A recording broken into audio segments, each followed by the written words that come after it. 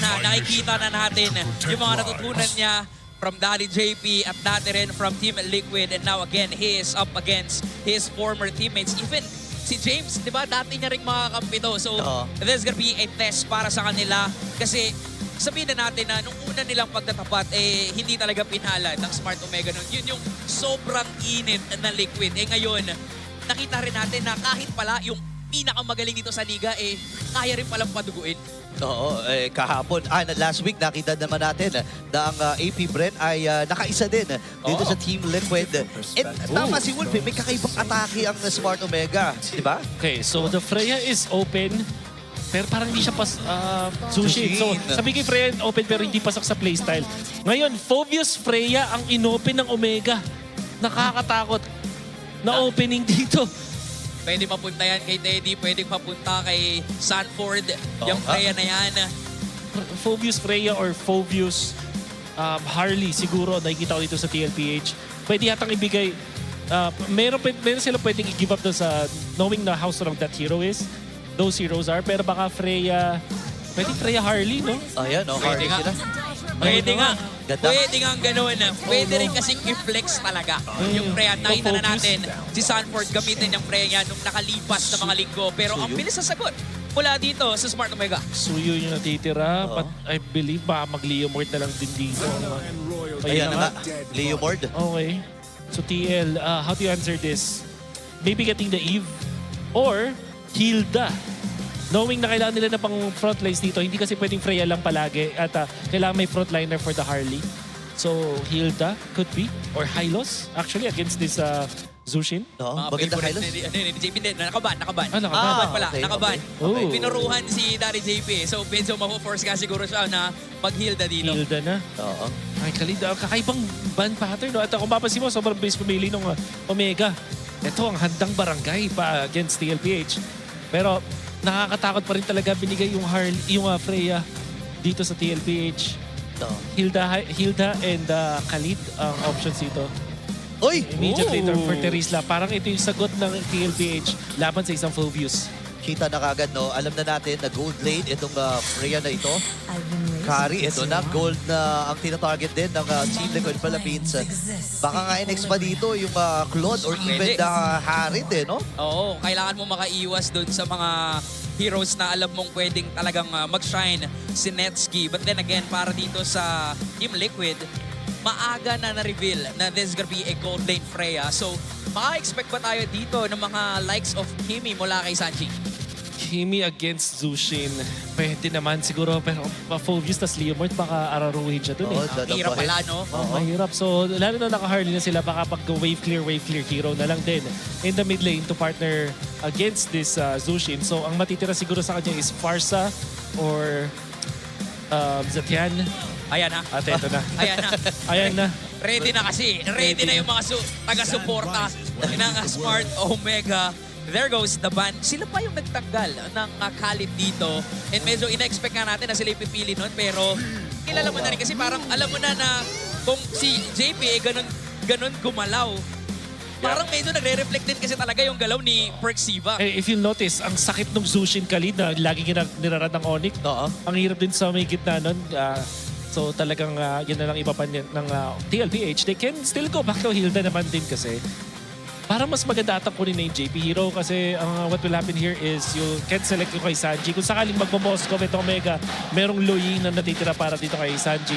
And then there's the Farsa na kung sakali, Hilda, indeed, it will be the pick. And now Omega, feeling ko kakaiba ito ma-expect natin. Pero when you're up against the Freya, you wanna get the carry, it's not available. So baka mag-clip din sila no? Parang shoot. And then to go with that, it's the Cho. So ano ba to? Cho Beatrix maybe? Kasi walang stun ang TL dito na medyo Obsidia. Alright, so this time with that pick, Farsa ang best option para sa TLPH to go with this Hilda. At kung sakali, do they want to go Valentina? Parang pwede rin. Parang pwede. Pero limitado lang yung ulti na pwede makuha. I think So- yung mobility so ultimate ng, eh. oo, mobility lang siguro ng Valentina isa sa asa nila. And yung additional na sipa Totoo. Yeah. para kay Sanji. Meron ding mga players na ang trip nilang kopyahin yung sa Phobius. Di ba? Para lang maka-displace din Displace. ng mga team At fights. mabilis kasi din yung makapag-cycle agad ng ult mo. Totoo. Yung mga Minsan cooldown. Leo, di ba? Leo Mord. Kuha. That's right. So, ang dami pala. Ito, Ang dami Zushin. pala. Marami. Oo, ang dami pala kung pwedeng kopyahin Oo, dito. Itong si Sanji. Pwedeng Valentina, pwedeng ang Farsa. Farsa pa rin. Kung gusto ng Obsidian target nila, Farsa. Ganda. Mainit ka rin, Sir Wolf, eh, Ah. no? Iba ka rin, eh, no? Maganda rin kasi yung preparation ng dalawang teams natin. Parang ang ganda ng nakikita natin sa kabila. At para naman sa super fans, ito na yung chance nyo to scan the QR code and predict the match winner correctly for a chance to win 1,000 MLBB Diamonds. Kasi sa nakikita nating draft, parang ang hirap nga namang i-predict. Sino bang mananalo dito? Ayan na, Ayan na. ready na ang mga Parang community. tayo yung panalo. Kay Diba? Tanod pa lang eh. Kaya nga eh, panalong-panalo tayo dito sa laban na to. Again, this is the Barangay Checkpoint. Ang kanilang kalaban ay ang Titan ng Liga. This is gonna be a test para sa Smart Omega kung kaya ba nilang ituloy yung win streak nila against Team Liquid. Parang hindi nga magiba ang Smart Omega kung iisipin. Pero kasi Titan na ang kanilang haharapin. Actually, magandang preparation din itong larong ito. No? Kasi bukas ay makakaharap din nila ang Falcons.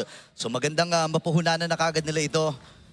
And kung titignan natin, disente din pala yung gitna dito ng Omega. Mabilis din ito mag-clear. Eh. Ayun, Sushin Cho. That's right. Ayun o, bilis. Sobrang bilis. So, papapipigilan nila din. Mga rotation, Cartesi. Mas patanagad. Orange buff start para dito sa ating Leo Mord mula kay Ryzen. At kailangan nila protektahan yung purple nila dito. tatambayan na kagad yung Purple Pre, no? So pwede tayong mga expect dito ng rumaragas ang Liquid sa early game. Kasi again, wala rin sila ng scaling na marksman. For sure. Especially with this Freya. Kaya din delikado. Obsidia. I'm not really sure kung kaya ng Obsidia ang isang Freya. Pero iba si Nets eh. Oo, si Netsky na yan eh. Si Netsky na yan eh. Si Netsky na yan. Parang kung may pagdududa ka pa sa pagpasok ng week 7 kay Netsky, parang isang tabi mo muna yung pagdududa na yon. Pero Persiva, nararamdaman din ng Smart Omega dito yung damage na magagaling sa early game from Team Liquid Philippines. And kung babalikan lang natin yung hero ni Netsky, dun sa draft lumabas na pang-apat na beses pa lang itong mapipick ngayong season, yung Obsidia. At ni isa, wala pang panalo yun. Up against the Terizla tapos Hilda, parang hindi ako masyadong kumpiyansa dito. Pero I guess pagdating ng late game, madaling ikait na yung isang Freya. So parang meron silang ways doon. Kailangan na lang nilang bantayan itong si Cartesi kung matatalonan si Netsky. Siyempre, meron ka doon sa Farsa din na problema later on. But apart from that, siguro yun yung nagbabangkon dito yung Omega. Grabe. Super cut naman. Grabe ka naman, Kuya Teddy. Ibang klase si Teddy dito, pre, ha? Para makasama doon sa Turtle, para makuha agad nila Parang yung reverse early pa. control. Kasi iiwasan din talaga ng Liquid yung Omega Timers. Oo. Sulit na sulit to kasi expanding rivers din naman. Bilis. Yung ating mapa, mabilis na pagong ang kukunin ni Carty Z. Uy, Pwede pa nga silang pumitas ng isa dito pero hindi na magtatangka si Persiba pa. Silip ulit, pabalik, Persiva, napapurify. Uy. Sanji doon, so medyo nag-aatim pa rin. Ang Smart Omega dito na pumilit ng laban. Ang problema lang 5 miyembro ng cavalry yung nakaabang agad. 5 ko agad, no? And ang ganda niyan kasi may expanding rivers. Yung talagang sulit na sulit. Ni Teddy, JP ay magpapakita. Wala pa naman siyang level 4 pero sumama na si Carty Z! At si Ryzen Gaga ng unang bibigyan. Nagtatalo na rin dito si James. Atras din si JP. Hindi aabot na ni Win. And first blood ay napunta kay Carl. Sa isang iglap lang, flicker, penalty zone, kasama pa yung ultimate ni Carl. Ganun kabilis na bura yung hero ni Ryzen. And the reason kung ba't ganun kabilis is sobrang sabay na ginawa ni Sanford as well as ni Cartesi yung pangyayari at hindi na nakapag-regen pa to si Ryzen. Alam din ni Carl na pwede na siyang umout doon. So, well done coming out from TLPH. Kailangan na protektahan ng Omega yung jungle nila.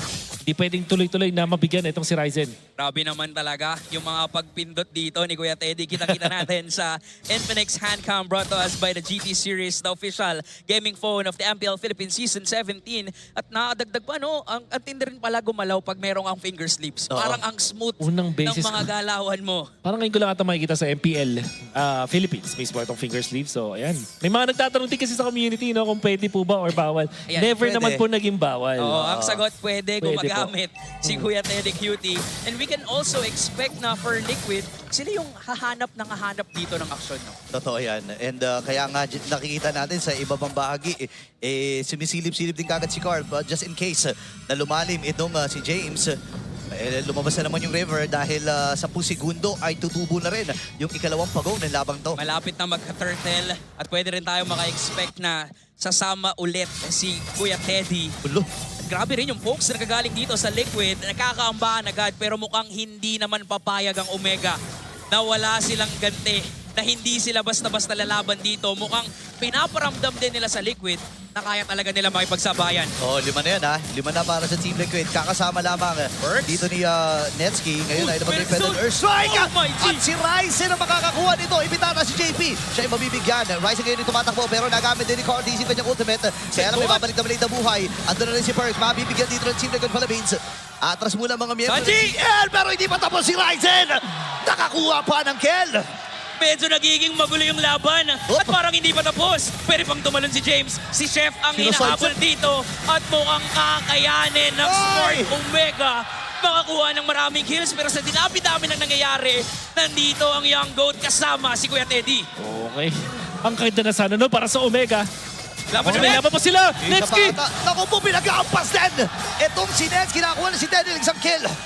Si Mingyu naman ngayon ay bibidbalin din si JP pero sobrang kunat niya. Parang gulong ng truck yan, pre. Paano ka tatawid sa ilog? Paano ka tatawid sa tulay?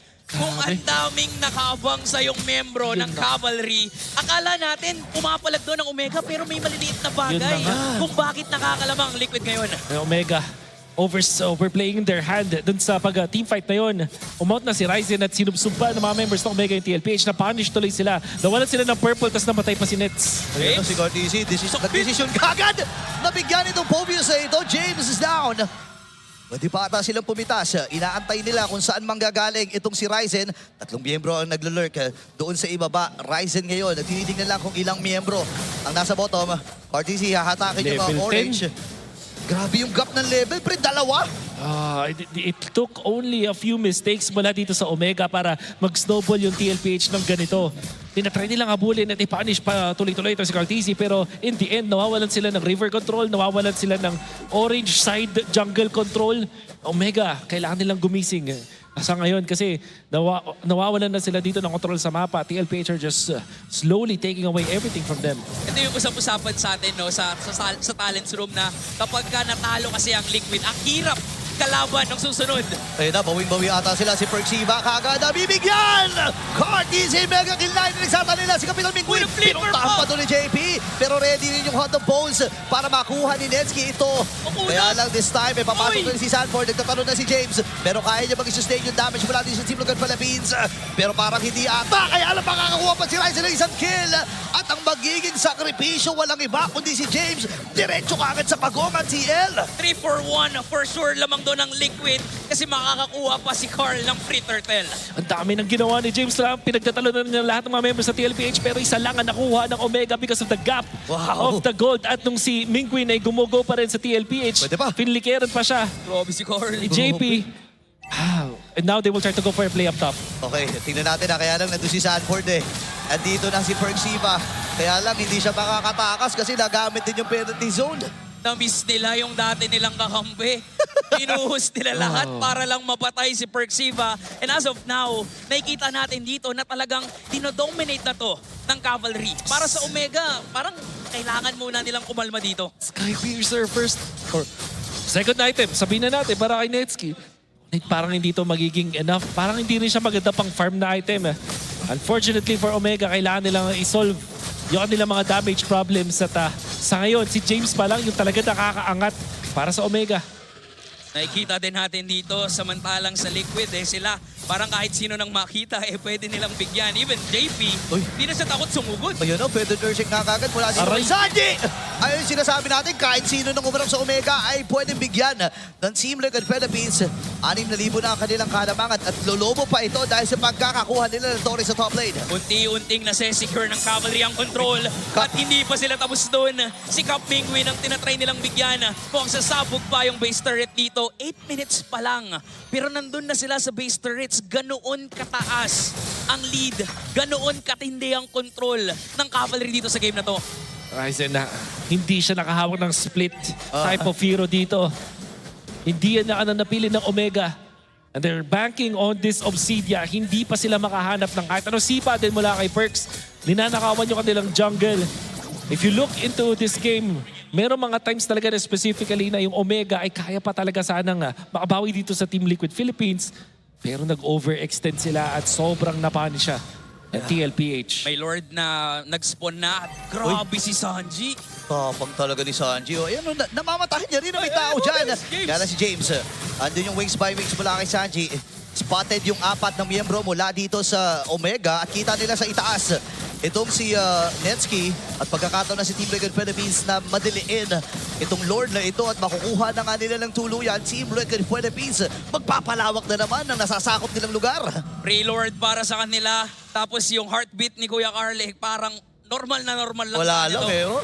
Just another day para sa The Young Goat. Kitang-kita natin, no pressure at all para sa Liquid. Samantalang Omega, sila talaga yung nape-pressure na ngayon. Tingnan nyo sa minimap, yung pwesto ni Sanji. For sure, pag may nag-react dito sa Omega, mabibigyan yan. Tingnan natin kasi nakikita natin sa Omega may mga attempt na sipa naman si Perksivay pero wala silang panapos wala silang instant kill na aasahan kahit masipa ni Perksiva at dahil doon ay nagkakaroon pa ng pagkakataon ng Team Liquid Philippines na ibawi yung kanilang kasamang nasipa Ang isolusyon dito para sa Omega makapag-clear lang ng wave. Pero Okay ko. hinaharangan na sila ni Sanji and TLPH are not making any sort of mistake here. Kung papansinin, walang nag-opex din sa kanila. Si Perks, grabe. Ibang klase. One bar na lang natira, one combo pa lang mula kay Carl. Parang ganun na nga yata talaga ang call ng Liquid. Kung sino na lang Sanji, yung nasa harapan, bibigyan na. Wala ng holy blessing sa taas. Pero James, pumasok. Okay, susubukan natin ni James. Works! Sipa ay napasipa din! Tamang tao yung kanya na sipa. Sanji mamamatay. Densky nakakuha ng kill na yun. Ngayon naman si James yung tumumba. Kaya lang si Kapitan Mingui na ang pupuntahan dito ng mga miyembro ng Team Liquid Philippines. May Lord pa naman nakasama dito ang CL. Ready na ata silang tapusin! Kasi iniisa-isa rin nila ang bagong barangay at sila magwawagi sa Game 1! Rumaragas ang Liquid. Ang makikita natin ngayon. Mukhang